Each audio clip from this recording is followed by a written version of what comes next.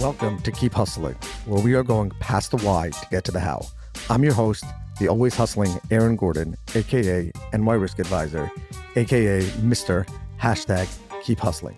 In this podcast, we will be diving deep into the professional and personal successes of our guests to find out how they hustled through the most difficult times in their life and their development to achieve the success they've gotten to today. So buckle up for what hopes to be an amazing ride. Let's get to it. Welcome to Keep Hustling with my guest, Shlomo Levinger. Shlomo, thank you for being here today. My pleasure. What's going on, people? How are we doing? This is a huge day for the KHP. First of all, because we have Shlomo Levinger in here. My kids are super fans. But also because this is the official launch of the Keep Hustling studio, and I can't think of anyone more appropriate to be here. So really, thank you for being here. My pleasure. It's always good to be the first. That's it, 100%. Well, talking about first, I don't know how many people do what you do in the circle that you roll in. And like one of the things that when I was preparing for this, I was thinking like, what was it like, Shlomo Levinger, growing up? Everyone gets a magic set, right? And everyone says they want to be a magician. And then nobody actually does. Right? You know, like things That's true. Like nobody, it's like, that's true. Nobody, like, how did you get to that next step, which was, like, I want to do this. And I imagine more people than told me when I said I wanted to be insurance that I was totally insane. I imagine you hear. Yeah, first of all, with the magic sets, you end up with like just a box of like random ropes and plastic cups and just a bunch of random garbage that you have no idea what to do with. And there's never instructions either. So it's like secrets you can. But like you get a magic set and like, what do I do with this foam ball and this plastic window thing? Like no one knows what to do. So it's very confusing. I'm not a big fan of magic sets. I think that's a side thing. I think magic sets are not great for magic at all because I think no one ever learns anything from them and people end up just throwing them out. So that's my take on magic sets. But anyway, come by the Shlomo Levinger magic set. Coming soon. I'll make my own. I'm plugging it for the first time here. No, but I don't know. I didn't start at a very young age. I think most people, when they get magic sets, they're like usually like younger, 5, 6, 7, 4, 5, 6, 7. I personally only really started doing magic specifically when I was 14. So I was already like a teenager. I was already in high school. So it was a little bit of like a later development. But when I was younger, I was always into like, I don't know, like weird stuff. I was always into like, I knew how to stand on my head. I could juggle. I even learned how to ride a unicycle for like a little bit. Like I just thought like, I want to be able to do things that no one else does, and that's what I did. I was going to say, I think like stereotypically, probably like, oh, the kid didn't make the basketball team, so therefore he went to magic, but you actually have to be a good basketball player. It's definitely not that. I mean, I think at least when I was in school, I had friends. I definely had friends. You know what I'm saying? Like you see those, 100%. The documentary is some kid who like could never fit in, so they shoved him in a basement with a rope and a deck of cards. Definitely. I definitely had friends. I definitely played sports, pretty good at it. So it's weird because you wouldn't expect someone who's just, a regular kid that is doing great to, I guess be into things that most kids aren't. But I think I just have like, even today I have like, and my wife tells me all the time, and like I'm very appreciative of this because if I want to do something, like if there's something that like I want to like, if there's something I want to like get good at or attack, I'm going to do whatever I can to make sure that happens. And like, I'm very driven. I'm very passionate. Like anything, like I'll give you a quick example. I went golfing for the first time like 5 years ago, and I was with a couple of my friends and they had been playing for a little bit. And this was my first time ever playing. And I'm like, how hard could it be already? I've been to Topgolf, I can play golf. And I went and I was just so like, I was so mad at myself because I was so bad. And I'm like, this is a hard sport. Like, this is crazy. I was bad. Like, I was really bad. Like, I couldn't get the ball in the air. Like, it was rough. So I'm like, you know what? I'm just going to get good at golf. And like, I still play golf today. Because anyone who follows your social sees that you actually do play. Yeah, and I do play. Like, I still suck. But like, at least now, like, I'm better than I was then. And like, I really feel like I couldn't be that bad at something. I'm like, I can't be this bad at this, so I have to learn how to do it. And I think I just have like that passion. So I don't know. By the way, I think golf and magic is probably the same in that a lot of people think it's easier than it is. I think that's 100%. For sure. There's a lot of things like that. And insurance also, is the same way. I think it takes a lot more actual manual practice hours. Okay, that's fair. That's fair. But also I think that one of the amazing things, and it's interesting that you mentioned your passion of golf, is that in both of those things, golf and in Magic, the last shot means nothing. Yeah. Like, no, I'm gonna ask you about this, but like, yeah, that's pretty deep. I imagine that if you do one great trick, but the last trick bombs, like no one's gonna remember the great trick you did. I definitely think that's true. I think that that's kind of the part about Magic where I think it's not your regular form of entertainment, because I think with anything else, like you go see comedy or something and like, all right, like not every joke has to hit, you know, like as long as like overall, like you're laughing the whole time, like, you know, you saw a good show. I think with Magic, it's like everything's always under so much scrutiny. Like everyone's like, oh, you know, like the thing fell, or like, you know, so. But off topic, but yeah. What is worse? By the way, I love getting off topic. So as much as you can, we're doing that. This podcast, like we had One Direction for this, and like we're completely like we're gonna have fun. We're gonna talk about golf. We're way off topic. Like Tiger Woods is gonna reach out, like, hey guys, you're talking about golf. Yeah. What's worse, the overzealous adult or the annoying kid in the front row? Oh God, that's a great question. Fantastic question, by the way. I feel like people always ask me the same question, so that's like a good one. And I feel because I was the annoying kid. I was I saw the magnet in your shoe. I love that like you're on tune with like what I deal with on a day-to-day basis. The annoying kid or the overzealous adult. I mean, it's always worse if it's an adult because they don't have an excuse. Like you're an adult. I think you're an adult. But I think that adults are not the annoying adult. I mean, I don't think. Correct me if I'm wrong. Obviously, you know better than I do. Yeah. When I go to events, I've been at a bunch of events with you. Yeah. I don't think there's adults that are doing the gotcha. They might be in the back, like trying to figure out what you're doing. But the annoying kid in the front row is waiting for you to drop that card. Right, no, 100%. I think that I do give kids a pass sometimes because they're kids, but like it's only there's an extent that like, okay, buddy, settle down. You know, like you're ruining the show, by the way, for everyone else. No. If a kid is like, you know, completely like unaware of like his surroundings, like yeah, I'll have things that I can say that the crowd is on my side, and like he'll kind of realize, okay, yeah, I'm like, you know, I'm not being normal right now, but. Like if I'm doing walk around magic and there's like a small group of people, my pet peeve, and this is something that I hate, I absolutely hate this. And I have a really funny story about this, but don't like, if you're an adult, if you're a kid, adults don't really do this. So if you're a kid, don't touch. Like you can say whatever you want. Don't touch. Like don't grab my cards. Don't grab my stuff. Don't reach in my pockets, which I've had people do, which is, but like, you know, that's crazy. Like just because I'm a magician, you can. Yeah, just because I'm here to entertain you doesn't mean like no. I just for the record, I think your walk around magic. I like the onstage stuff. Yeah, I've had two incredible Shlomo Levinger walk around tricks. One is in a restaurant. Yes, my family literally stalked you. I was on date night. Yeah, it was great. A date night with you, and we have no shame, especially my twin brother. No shout out to him, zero shame. But what I will say about that, and the reason why I really think it relates to Keep Hustling is I don't believe that people can hide from their identity. And I believe that obviously we should have been more respectful to you and your wife. No, you guys were great. But your wife, you know what I'm saying? Like your wife obviously knows like the guy's a celebrity. Like, she gets it. She knows. And you said we're going to book you and it's going to pay for the meal. So we're going to do that with you. Don't worry. We're going to book you for the next quarter. No, but first of all, my wife is amazing with these types of things. Like she totally gets it. And she realizes that like, yeah, like, when people see me and they're familiar with my material and they're familiar with what I do, they're excited. So she gets that, and it's fine. Like, you know, obviously, again, like there's levels to it. Like, you know, if someone wants to talk to me for an hour, like, you know, my wife's sitting there waiting, like that's not fair. But you know, she wanted to check her phone anyway. So by the way, that's true. And like a few minutes, like she doesn't care at all. Like if anything, she likes it. Like it's good. But what I wanted to say about that is you were talking about the people who like reach into your pocket. Like I was shocked. Yeah. Because everybody thinks that magic is like 95% set up and scam. And the reason why I say that, obviously it's not a scam. And obviously these are all the comments I get on social media. But you know what the thing is? No, but when you're sitting in a restaurant out with your wife, it's not like you came to a gig and I got you on the side. Right. No gear. You have nothing. Obviously you always have a deck of cards because you're Shlomo Levinger. But like you pull out. There's always something. A steel deck of cards and a Sharpie. You didn't have any time. There was nothing. I watched you from the time you ate your dessert till the time you stood up. The trick was sick. You predicted my son's name. By the way, you also predicted that my wife was having a girl at a bar mitzvah. Yes, I did. A few weeks later, whatever. Famous story. I say this over all the time. I say this story all the time, by the way. That was luck. Let's be honest here. I was getting those vibes. By the way, my son will never forgive you for that. I will 3 days before his his fourth sister was born. You changed it from a boy to a girl. Right, that's just true. for the sake of the magic. I did say it was going to be a girl. And also, I will say this.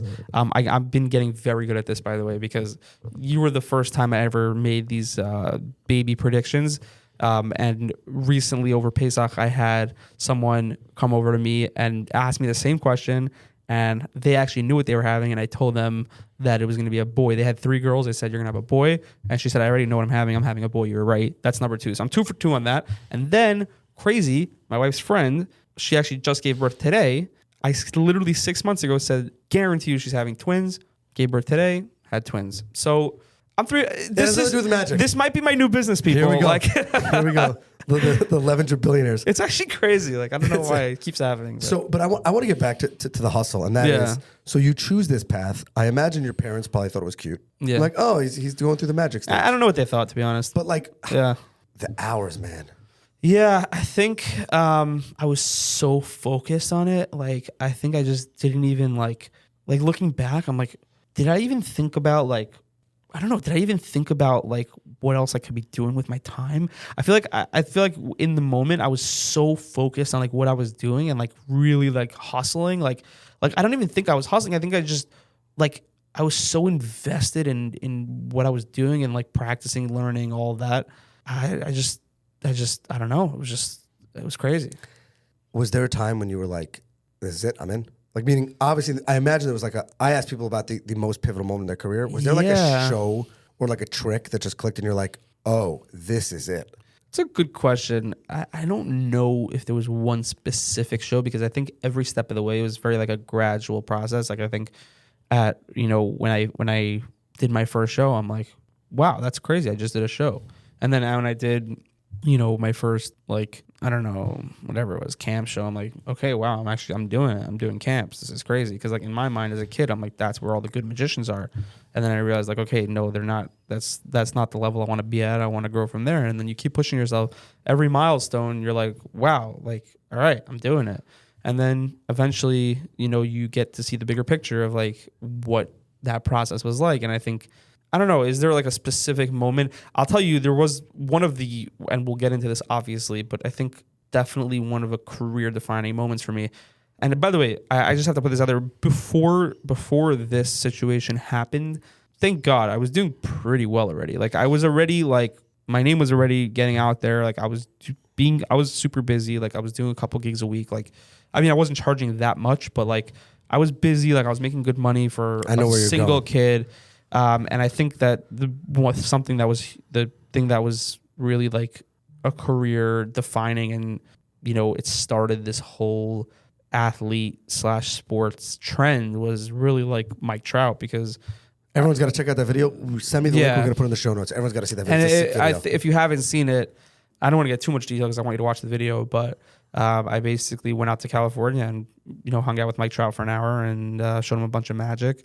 Video went viral, and I still get people booking me today because of that. So it really, again, and I just want to make this clear, like, I think that was a really good for my brand, and I think that was something that is just super, like, just important, but I also, it's not, this is the part where I like to tell people, and, like, this is something that I think people don't realize. I think, and I thought this when I was younger, too. I thought that you do something, you go on a show, you get on TV, you do X, Y, or Z, that's it. And then boom, you're good. That ain't realistic. And that's just not the truth. Like, I think that the fact that I had hustled up until that point, yes, did that situation, propel me and like, or, enhance what I had already accomplished? 100%. Like, not like, I'm not trying to take away from that. Like, I'm not trying to, not be thankful to, to Mike and like to all that whole situation, like first name basis, by the way. Yeah. I don't want to be, He just texted me, but like whatever. I told him I was on the Keep Hustling podcast. Yeah, exactly. I don't want to take away from that experience and like not be grateful. And, I never take anything I do for granted. But that's the motto of Keep Hustling is it's like a drug, man. You hit the luck, quote unquote, you hit that moment. And that's when you got to put the foot on the gas. Yeah. It's not just about not giving up. It's about hustling and realizing that that's where the real success is. You hit a roll, you got to just... Yeah. Hustling is like a drug. It's you just want more and more and more all the time because you get a little taste of like, of seeing something pay off or seeing something happen. And you're just like, all right, we got to ride this wave. We got to do bigger. We got to do better. We got to keep working, keep hustling. And I think for me, like, yeah, one of those big, definitely brand defining moments that I've had so far in my career, it's definitely Mike Trout. I think for those of you who are unfamiliar, Look it up. The whole thing's on my YouTube. So Shlomo Levinger just hit 5,000 subscribers, by the way. Thank you, YouTube, for allowing my videos to not get views. No, it's actually fun because I haven't been consistent on YouTube for a long time. I've just been posting videos like every so often, and now I'm starting to really be consistent. So hopefully that number does grow.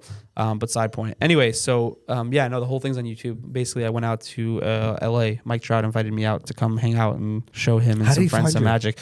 He found me through Instagram, honestly. Wow. Social media. Yeah. I have been posting a lot of content, and I had done magic with some other people, and I guess he followed some of those other people, and then he found my page, and he really liked what I was doing. So went out there, performed for him, hung out with him for a little, got to know him a bit, and from that moment on, there was just a lot of big domino effect in what I've been doing and how I've perceived my brand and all of that. Just from that point on, there's just been a big domino effect in what I've been doing, and it's amazing. I love the brand that's been created, and I love the direction it's headed in. And kind of what I said from before is I don't feel like I hit that career defining moment yet. Is just because I think that this just hopefully keeps growing, and I think that the place I want to get to, and you mentioned this before, is let's say a Vegas show. Not for me. I and this is just logistically, by the way, just logistical reasons. Most of Vegas, most of their money and their and what the money that they're making comes from the revenue that comes in is on weekends, so Saturday, Sunday, Friday, Saturday, Sunday, which obviously doesn't work for me. But I also think there's something. I think this might be what you're getting at, and that is that your magic is very connecting. Not that there's no gig on the stage, but no, I'm happy you said that because that's what I'm going for. The locker rooms. Yeah. First of all, you've been in some crazy places. Second of all, it's got to be intimidating as anything to stand there. 100%. But the guys lounging and they're more interactive. They're not sitting in a theater seat, waiting, watching. Correct. With it's much more intimate. Yeah. And it's you get some crazy, awesome reactions that I don't think you would get. Nope. It's sick. I think the locker room is such a good place for this because this is their safe, happy place. This is where these guys hang out, they chill, they play ping pong, they eat, I assume you don't do the cell phone trick there, do you? They party. They probably won't turn over their cell phones to you. No, they do.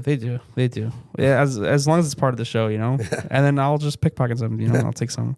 No, but they're not allowed to stick their hands in where your do you pockets. think? Where I was just with the Dodgers. Where do you think the Ohtani money went? Where do you think it went? Exactly. Let's keep that under the rug. Exactly. You actually predicted that might have not been me. I don't know. No, it was funny. You're gonna get me canceled. It's fine. That was a week before that whole thing went down, which is crazy. I was there. He was in a trick with you. Yeah, I was there with the interpreter in the trick. I actually have a trick that I never posted. I never posted this. I never talked about this.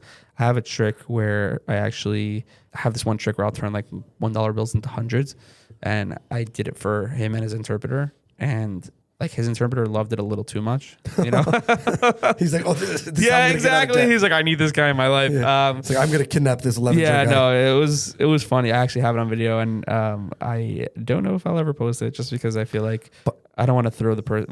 There's a person who obviously facilitated that performance and that entire experience, and I have no interest in putting anybody in any bad light because of it, because I don't know, just I think bad for our relationship. And I will say, I think that's another part of the hustle is you could have a week after you post a video of you you could there's a meme with you turning the interpreters 100% and not posting that and looking at the bigger picture is I think also part of the hustle is I'm trying to build a brand. Okay, I'll get a quick hit. Someone will call me. I'll get one gig probably or something. You know what I'm saying? But stay on brand, and we were talking about this before we went live. That part of the whole hustle thing that I'm building, which I don't think is what people we're trying to build, which is what the standard keep hustle culture is. Find your hustle, find your brand, lean into it, be true to it, and then when you keep hustling, that's you'll see the success. And I think that's a crazy story. That's awesome. I never posted it. I never told anybody about it. I just think that I thought that the relationship and the bigger picture is just way more important. I thought that was something that I valued more than a one viral video. What is the dream? It's a good question. I think part of what I do or anybody that does hustle, I think part of what we appreciate about what we do is the hustle. So I think not necessarily everybody has, a set goal in mind. I think for me, I think there is something. I think doing, maybe having my own show at some point, even in New York or just something along those lines, or I can dictate when I'm performing, whether it be Sunday, whether it be three nights a week, whether it be whatever I want. And I also would love, and this is something that, hopefully where I'm trying to grow to and the brand I'm trying to build, is really doing, I guess, the big corporate market, I want to call it. Like there's like the corporate market, the regular corporate market, and then there's like Fortune 500 corporate market, like your Verizons, Geico's, very, very famous companies, parties, airlines or whatever. And this stuff, they do, a lot of these companies, for those who are unfamiliar, they do conferences, either once a year or where they bring all the employees in, or where they have all the employees, thousands and thousands of employees. And I think for me, the goal is really to, do the entertainment on that scale where they're paying, high 5 to 6 figures for full entertainment, which they are. And a jet. Yeah, which they are. So that's the goal. I think the goal is to be able to support my family in a real way, without, with obviously with it still takes a lot of effort. And I think and this is something I think we should talk about is, kind of letting go while you're hustling. And I'll explain what that means in a second. But I think that, obviously doing those kind of shows, making that kind of money on that level, again, is money the ultimate goal? No, because I love what I do. I enjoy what I do. That's not like... You still have fun? Oh, absolutely. That's not what crazy. I'm striving for. I'm not striving to make money. I mean, obviously it's a bonus. It's a plus. But I definitely think that big, that big show, corporate market, I think that's something that talks to me. I still think I'll be able to connect to people, which is very important for me. And I think that the point that I wanted to make before was that I think there's and we can clip this for social media. I think this is a great little point here.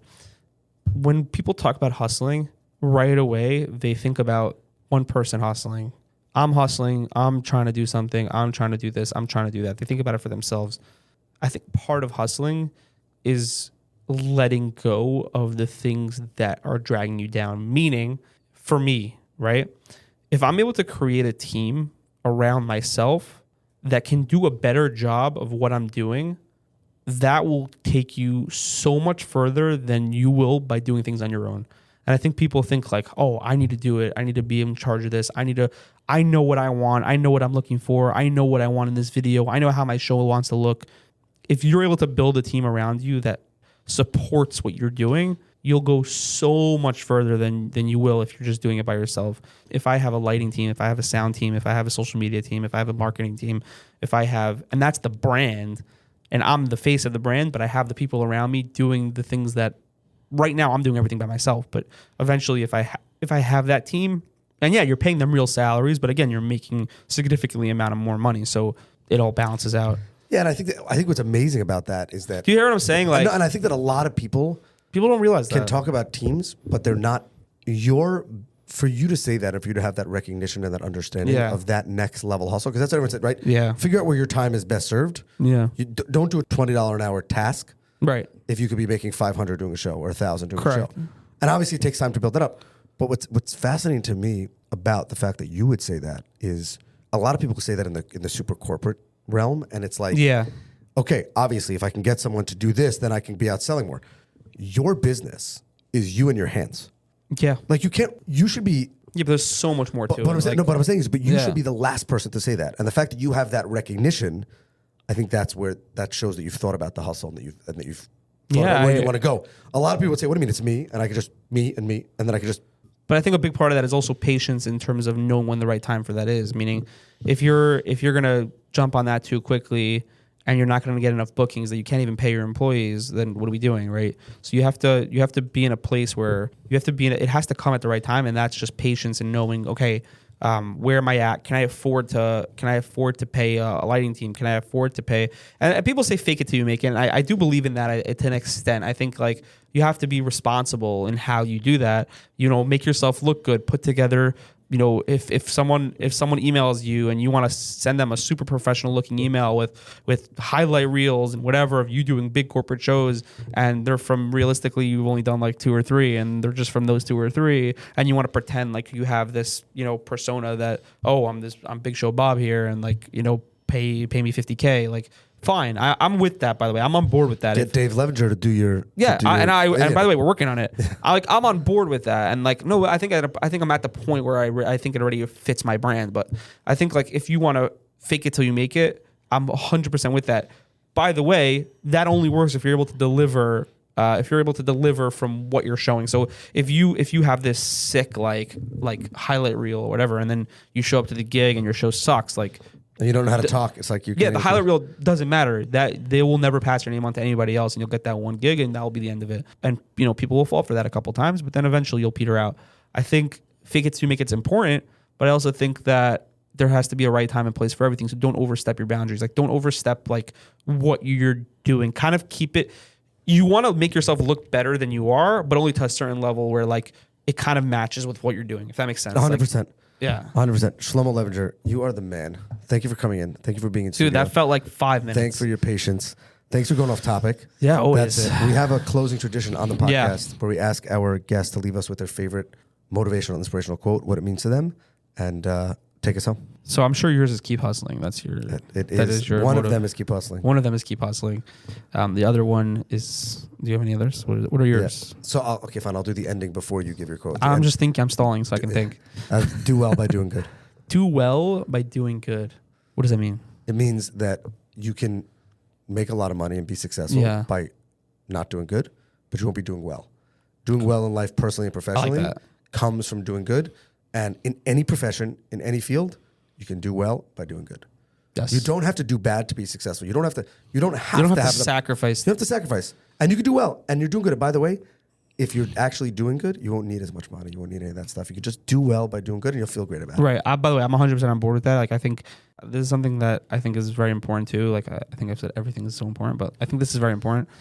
I very much am a believer in exactly what you're saying in a sense of if there's something that you want to do, it's not worth sacrificing your spouse or your family or, religion or things that you think need to be sacrificed for what you're doing. There's always room for those things. If anything, those things are more important. So when those things are the things that you're focused on, and okay, how can I balance work life and home life? How can I balance religion and work? How can I balance home life and religion? And you try to balance all these things as best as you can. You will ultimately come out on top because you feel good about yourself. You feel like you're doing the right thing. You're able to think clearer. You're able to, when you're actually at work and you're doing the things you need to be doing, you don't feel down about yourself. You're able to actually put in the work that you need to put in because you don't need to spend every second working. You don't. 100%. But you stalled. Give us the quote. Yes. Okay. The quote. Let's do it.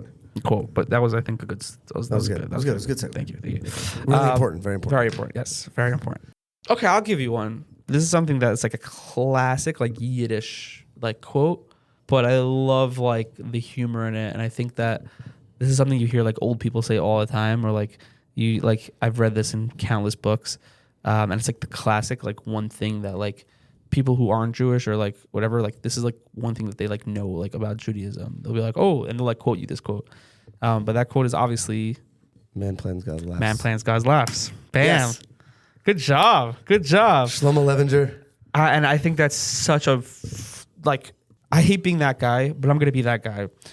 I think this falls into keep hustling because I think 100%. There's levels quote. to it. It's also quote. It's a hustle quote, and I'll tell you why. You can think that you're doing everything, and you can think that, okay, I'm doing it. I'm killing it. I'm hustling. I'm working hard. I'm doing what I need to do.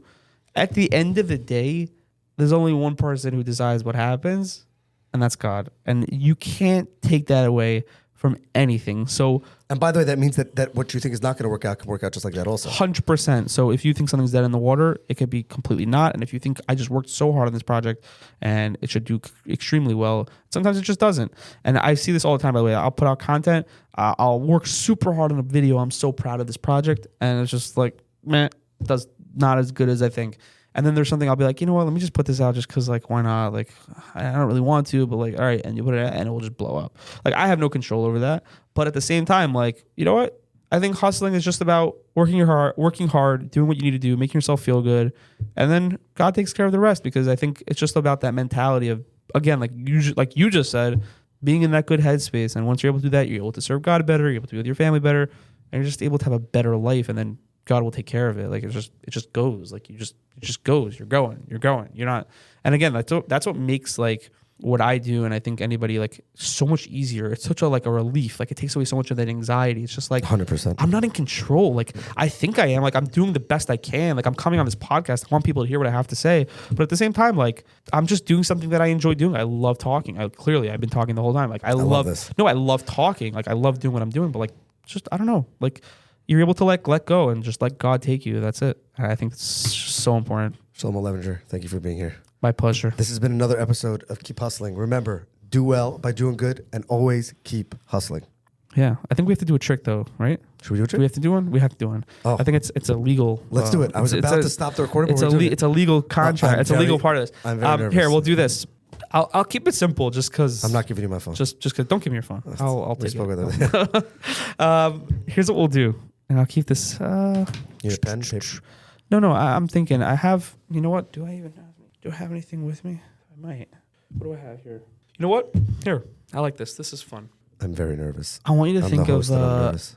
You know what? Before you do anything, I'm gonna take your pen. Can I take your pen? Do you have a piece of paper? Beautiful. The show notes. I'm gonna tear off a piece. Can I tear off a piece? I'm gonna tear off a piece of show notes. Okay. I'm gonna write this down. And everyone can see this on camera. I'm genuinely writing this down. Look at me. Are you a baseball fan, by the way, at all? A little bit. Okay. I am so scared. I'll go.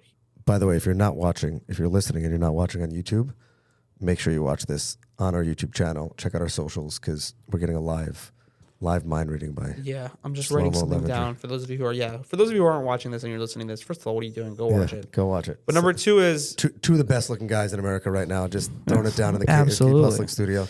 I wrote down the name of somebody on this piece of paper. I don't want you to see who it is, but do me a favor. I want you just to pinch this right there in between your fingertips. Beautiful. You can hold it up. You can show the cameras. That is the prediction. A little white piece of paper. I wrote down something on there. I'm going to give that to you. Here's what I want you to do. In your mind right now, I want you to think of a number between 1 and 100. Any number. I want you to change your mind a few times. Make it super random. Okay? When you have a number, let me know. Got it. You have a number. Beautiful. In my phone, before you get to your number, I asked you if you're into baseball. I have a list in my notes that I took off ChatGPT. I wrote, give me the top 100 baseball players in random order. In a random order, and just mix it up. And I copy and pasted it and put it on my phone for the first time ever. And I'll show the cameras so they can genuinely see nothing weird is going on here. This is regular phone. This is my phone, my background, me and my wife. Shout out to my wife. I want you to do me a favor. You have a number in your mind? Yes. What number? You can tell everybody. What number are you thinking of? 24. 24. Okay. Keep me honest here. Okay. I will do absolutely nothing. Can you see my my notes app? Can you take my phone? Yeah. Can you see my notes app there? Yeah. Click on my notes app. I'll look down. I'm not going to look. Can you scroll to number 24? Oh, you see baseball players? Baseball players, random order. Yeah. So click that first list, and I want you to scroll down to number 24. No. Don't say who it is, but do you see a name there? I see exactly who it is. You see a name? I know who it is. Don't tell me who it is. You can put my phone down, shut it down. Okay. So you now have an athlete or a baseball player's name in your mind. Yes? I hate everything about this. But you have a baseball player's name in your mind. Yes. I gave you this paper. I wrote down one name on this paper. You chose a random number, so it's a random athlete. If you would have chosen a different number. It's not even his number. It's not even his number. Random order. Mm-hmm. If you would have had a different number, it would have been a completely different athlete. And all those people were different on the list. Yes? Confirm that to the people. Yes. For the first time ever, tell everybody at home, who is the athlete that you're thinking of? Aaron Judge. Aaron Judge. Interesting. Out of all the baseball players on the list. I'm not opening it. I wrote down one name on that piece of paper. No. Show the people. What does that say? That says Aaron it's not Judge. Focusing, but I'm telling you right now. Here, it says that camera, maybe. Aaron Judge. There you go. Boom. That should give you. Yeah, they can see that. Aaron Judge. Oh my, Shlomo Levinger. You are the bomb. That's a good way to end the pod. Thank you so much for being here. Thank you guys, and we'll see you next time. All right, hustlers, that brings us to the end of another fantastic episode. Thank you for listening. The listeners are the most important part of this show. If you like what you heard, please leave us a review wherever you listen to your favorite podcasts. Your feedback means the world to us and helps us reach more listeners. Plus, be sure to subscribe to our podcast so you never miss an episode. We have some amazing guests and topics lined up for you, and we don't want you to miss out. And finally, if you have any suggestions, comments, or even just want to say hello, please feel free to reach out to us on all social media platforms. We are Keep Hustling Pod on Instagram, X, Facebook, and LinkedIn. We would love to hear from you to continue the conversation. Thanks again for tuning in and supporting our podcast. We truly appreciate each and every one of you. Until next time, stay curious, stay hungry, and keep hustling.